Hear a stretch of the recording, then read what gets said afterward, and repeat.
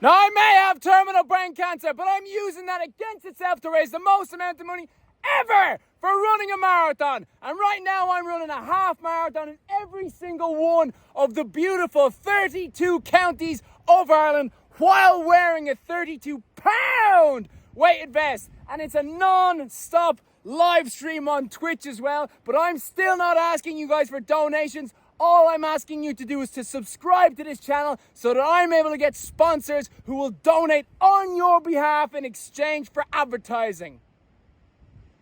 And that is simply the entry to my diary entry. So, yeah, we're gonna calm down now. Day 3.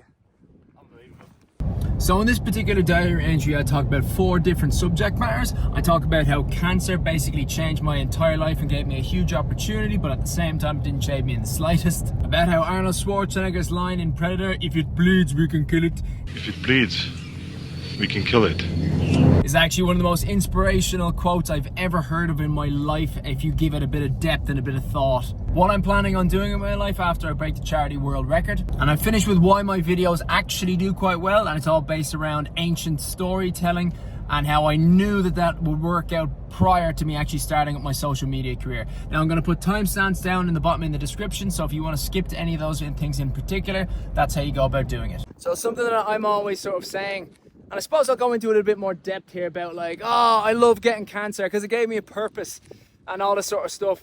When I was in my late 30s, I was working as a fitness class instructor, and I enjoyed that, I really did. But the thing with fitness class instructors, and just working in a gym, it's kind of like it's got quite a barrier of career that's hard to get through. And so I could have either been like, you know, a really hard grafting personal trainer who was constantly like sort of doing sales within the gym, which I really never liked doing, or I could try and open my own gym, and that is just not good for me.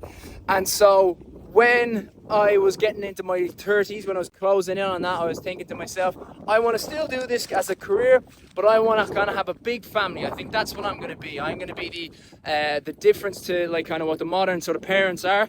Often there's like a nanny that's brought in, and that's sort of like that the nanny raises the kid a lot more than the actual parents do, and I can understand that's actually a lot different 8 years later than what it was 8 years ago, with my sort of logic of or knowledge of the world and how hard it is to actually have a house and a home.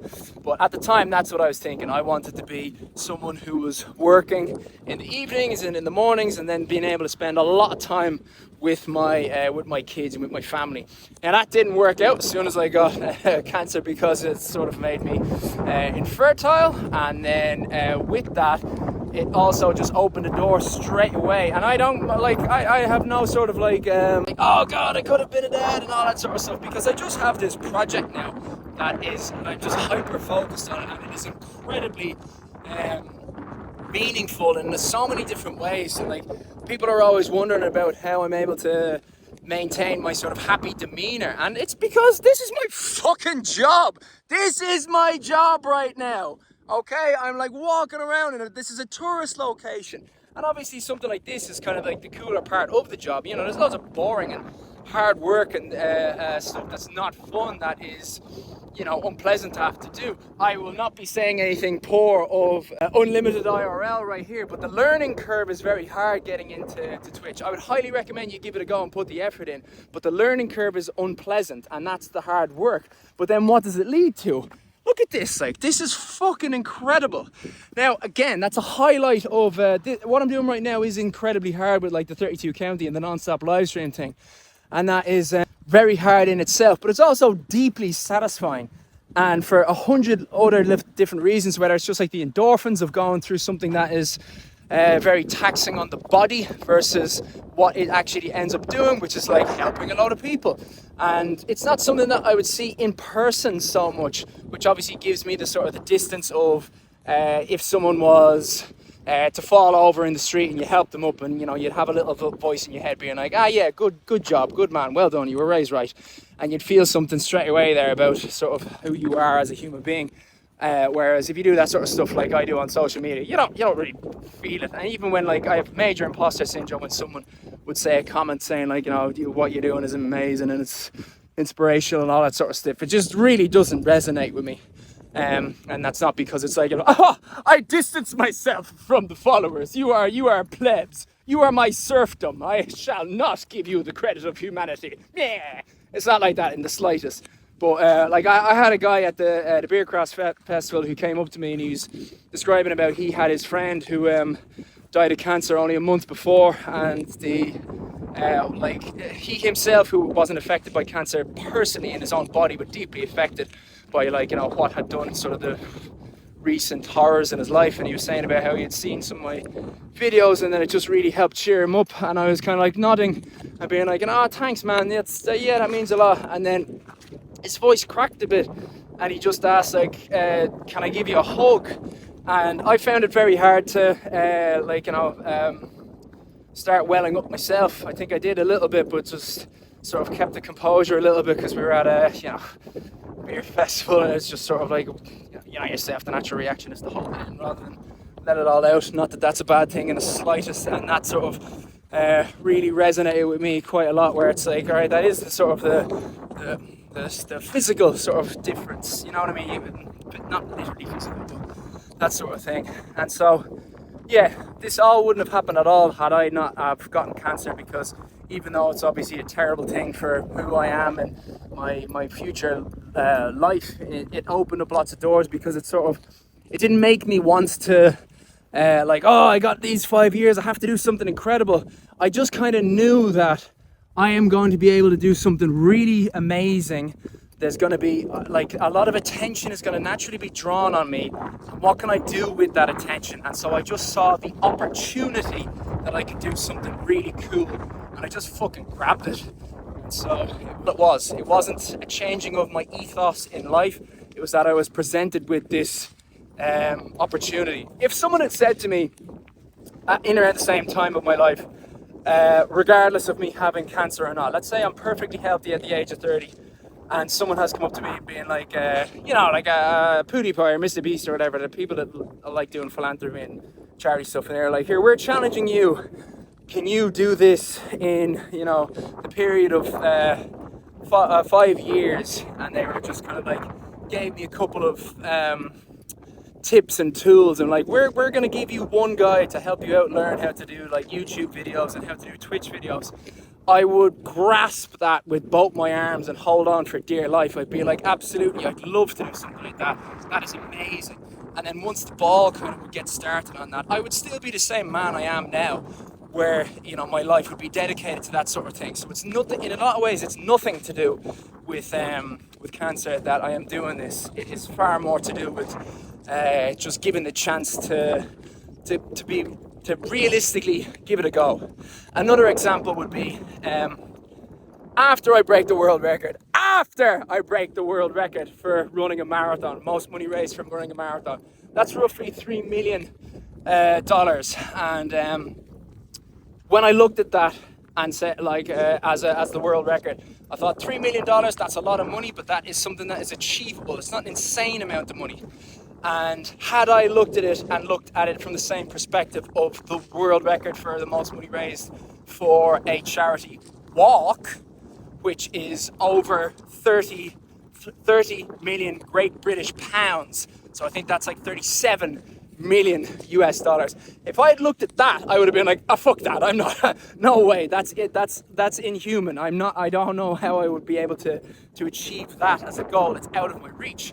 But now I don't feel that way, because now it's like, okay, I'm knocking at the door of raising 3 million, and if I can do that, then I can raise, the next best thing. I can make it 10 times, 17 times more difficult. Arnold Schwarzenegger has a great line in Predator that people overlook, and I think it's actually one of the most inspirational fucking lines in any film, and it's when it's in the Predator and they shoot at the Predator after they shoot one of the squad members and he dies, and they just lay waste with all their guns into the forest, and all the trees are falling down, they're shooting miniguns and all this sort of stuff.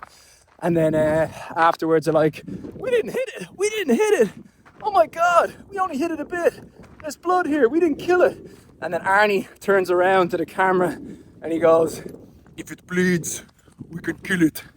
And that's a good line, and everybody loves that line. But I think if you look into that from like a psychological perspective about how powerful that really is, where it's like if you can achieve something in the smallest way possible, you can achieve the whole thing. There's no reason for you to think that that's all you're capable of doing. And so you can apply that to pretty much anything. If you are, you know, Cork versus Tipperary in the hurling, fucking hell. You know, apparently there was some other action that was going on to do with the Cork team, but never mind that. Tipperary were down by a huge amount of points, and whatever was said in the locker room, I reckon you could apply the same thing where it's like, lads, we have scored points against them. They've scored significantly more points against us, but several moments during that match, we have been the better team because we scored and they didn't, even if it was only for a period of like 60 seconds. And if we can be better than them for 60 seconds, that means that we can be better than them for the whole amount of time for the second half. And they fucking did, and they came back and they won the Hurling World Cup, the All-Ireland Hurling Cup final.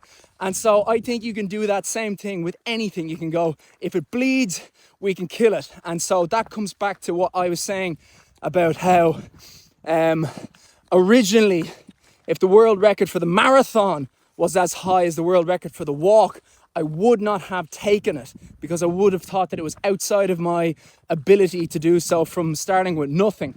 But now I know different to that.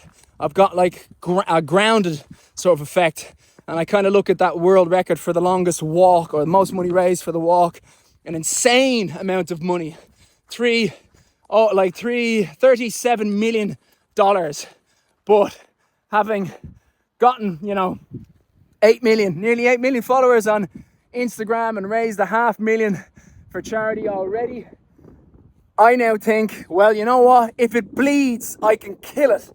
And so I am going to break the world record for raising the most amount of money for the charity walk after I've done it for the world record for the most money raised for a charity marathon.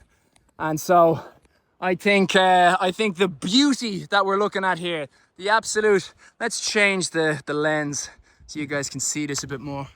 Let me safely walk to the edge. This is where I did, this is the footage of me the last time I did the 32 counties challenge. It was absolutely rinsing down the rain, and I came out here and that's the backdrop.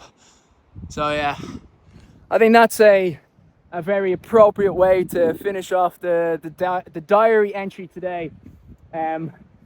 As always with the diary entry, can you guys comment what you would like me to discuss in the next diary entry? The diary entry tomorrow, I'll have a look at the comments here and I'll use that as a kind of a script for tomorrow. Within that, anyone who wants to have preference over the script, if you go onto my Patreon, we have a Patreon now just to be able to kind of have a regular income so we can plan to do stuff like this in the future with more sort of an accurate estimation of how we're going to be able to do things. That will be really helpful, and I try not to offer a huge amount because I don't want to try and make a huge difference between the people who support the channel by commenting and liking and sharing and the 1, 2, 3, 4 there and all those kind of people. But if you donate into Patreon, you get a little bit of early access to the diary entries on YouTube. Just them, nothing more. I don't want to separate the group too much. But also, if you comment on the videos in the Patreon account, your questions will be answered as a small sort of a thank you for parting with your money so that I can raise more money for cancer research.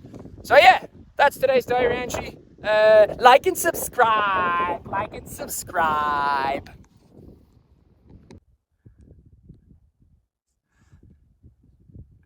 Bernard, I swear, you look like such an alien. Just all like every bright and shiny and then just like the doom and gloom.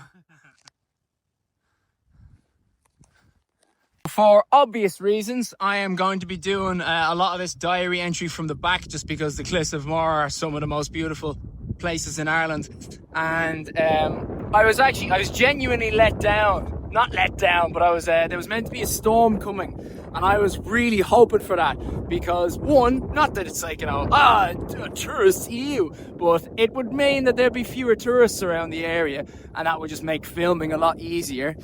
And then also, footage-wise, it just looks so much more dramatic when it's pissing down here. Not every single one of them, but most of my really well done videos that have gotten the most views were from these cliffs, and so it's like a special place for me. We kind of grew up here a little bit. You know, we used to holiday here every summer, and so we go down and we learn how to surf down in the Hinch, and we learn how to fish, and like, you know, all that wholesome bullshit, all that wholesome shite. And so we'd come back and we'd like visit the cliffs and all sorts of stuff like that. I really didn't like it when I was a kid though. It's kind of mad.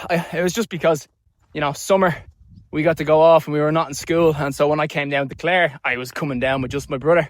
I was away from all my friends, and I kind of I sort of resented when it was like, oh, we're coming out to Clare, and oh, I'm just going to be away from all my mates, you know. And I didn't sort of fully get to appreciate how amazing it is down here, because I was a child and I was more concerned about, like, you know, just hanging around playing Pokemon with my friends rather than actually seeing all this incredible stuff. But I suppose as you get older, I only remember the fond memories of the area, like, you know, learning how to fish in, like, you know, the rock pools down at Clare, and like jumping into the water and swimming around, and first discovering what goggles under the sea, how completely different that looks in like a rocky area as opposed to, you know, the like on a beach where you don't get to see anything. And it was like being my own little David Attenborough moment where I was underneath the clear view of everything. It was just like being in a different, you know, world, which in many ways it really is. Under the water is a completely different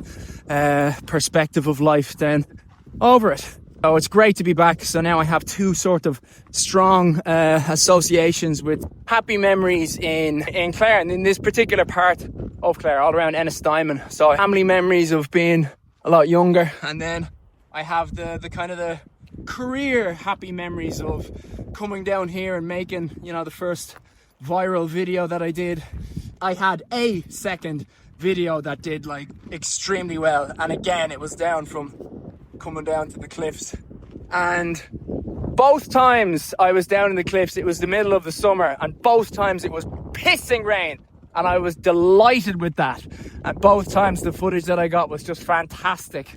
And so it's really cool to like come back at it. It's not raining today, it's raining like teeny bit, but like nothing dramatic enough for it to warrant the scream offs. And then with that, I mean, like, all this kit kind of looks goofy. I don't think it would have that same kind of movie effect of being like the Rocky character and like, look at me, I'm out training, it's pissing rain, it's hard work, you know, but I'm out doing it. Oh yeah, all to fight against this big bad thing, which is cancer.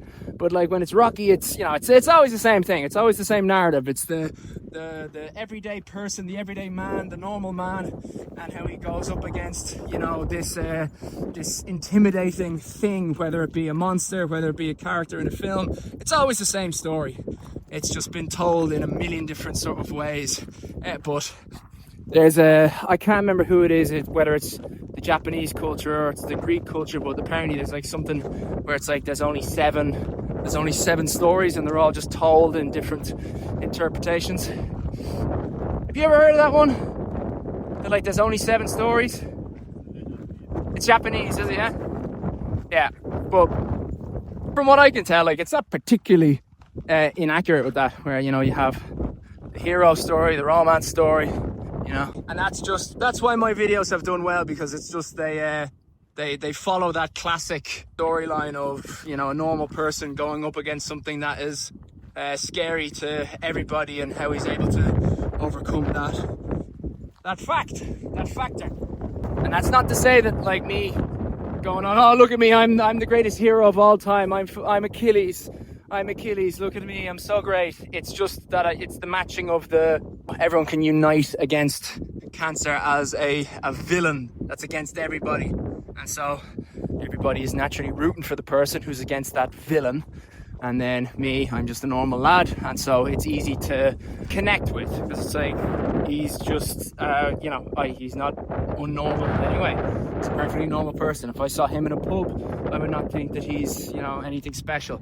And so it means that you can sort of resonate with that same person more so. Whereas if it's a rock star, or if it's, you know, some sort of big famous person doing it who's already been established, there's a touch of kind of, oh yeah, well, like, he's a big movie star, of course he does stuff like that. You know, he's a different kind of a person. He's been like this for all his life. You know, it's the distance versus the everyday man connection. I've got big balls because I'm in the rain. Big. Well, I am sponsored by Oddballs. Oddballs have a really cool thing now where whenever we reach 3,200 quid in the day, they will throw an extra 320 quid. Oh, nice. Not very nice. Anyway, this is just me saying about how we started off and we thought that it was going to be absolutely stormy weather. And I was looking forward to that. I really was, because it's going to be good for footage. And it seems like we're getting a little bit of it now. So, yeah, hopefully we're going to be able to make some more videos that get millions of views. They love that shit. That's all you got to do. You got to get wet. You got to get wet, look dramatic, look like, oh God, I don't want to be there. I don't want to be in that place at that particular point in time, because it's like, it looks cold and dreary, but oh God, doesn't it look so epic? My God, it looks like something out of World War One. Isn't that, oh Jesus, whew. Yeah, so it's all cinema. It's all cinema, baby.